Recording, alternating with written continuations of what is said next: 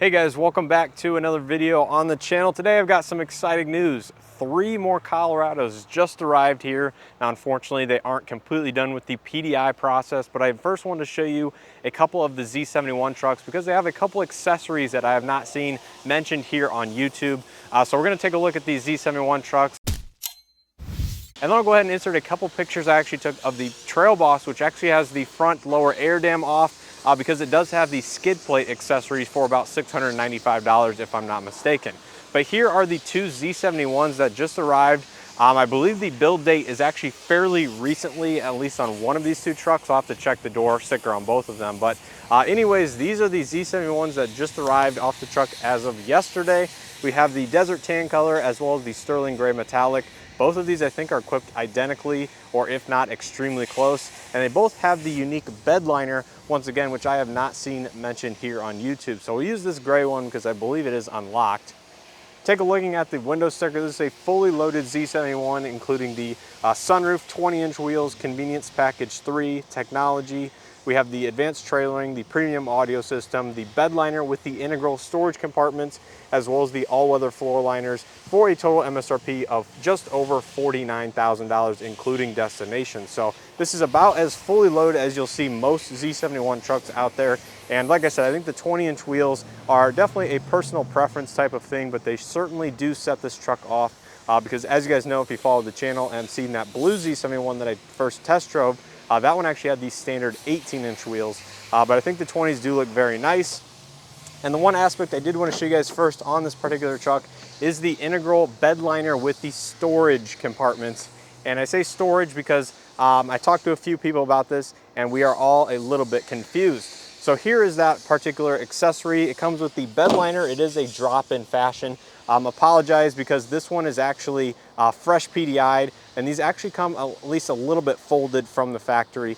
So to put them in, they are a little bit wonky. Once some heat and sunlight gets onto them, they will flatten and smooth out and kind of form fit better to the actual bed itself. But essentially you're just getting a drop-in bed liner that goes around the 120 volt outlet here on the right side of the bed, and it adds these little shelf compartment things over the wheel well areas. Not exactly sure, like I said, what the storage aspect of this bed liner is, but this is basically what it is, and that is the $395 accessory option. And at least you do get a full drop-in bed liner out of it, but I think I would personally prefer the spray-in bed liner from the factory for the small cost difference. But nonetheless, this is what that accessory is. Of course, this one does have the Stowflex tailgate, being a convenience package 3 truck.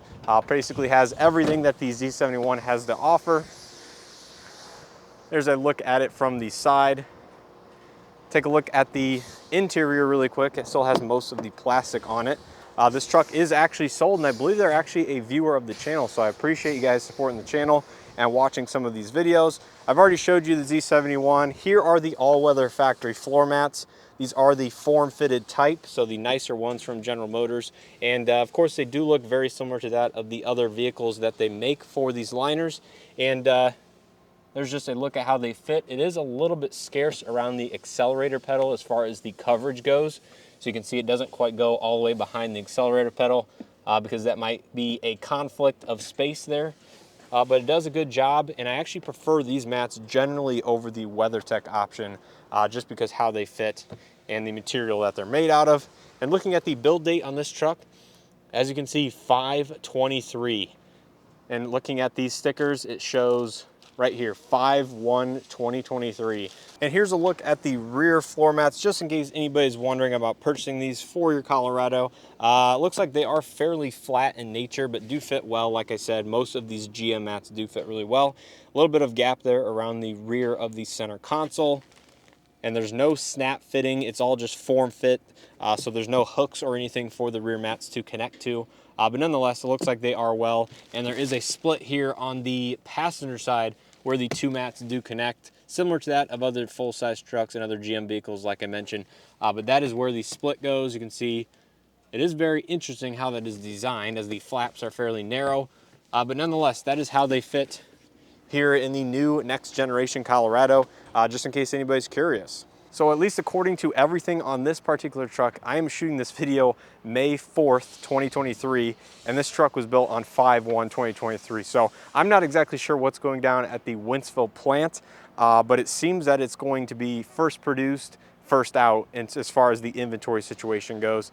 I'm not exactly sure if that's because these trucks don't need any updates, recalibration, because they meet all of the up-to-date spec for the production requirements, unlike some of the older trucks that GM has built. But nonetheless, it looks like the newest trucks are the first ones shipping, or the majority of the first ones shipping from the Wentzville storage lots and the production facility in general.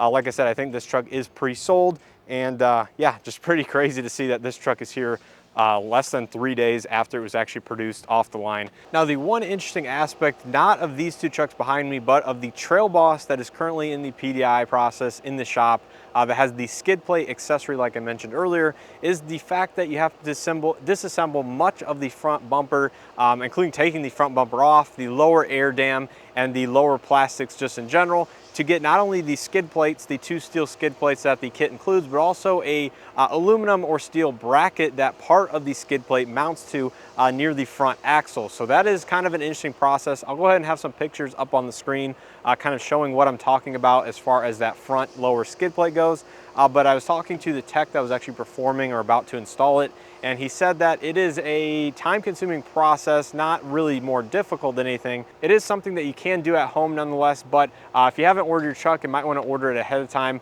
to get it on the window sticker and get it dealer installed prior to delivery of your truck. That is just something to consider and think about. So I think that's going to do it for this very short update video. There's really not much I can do at the moment, given these trucks haven't been completely PDI'd yet.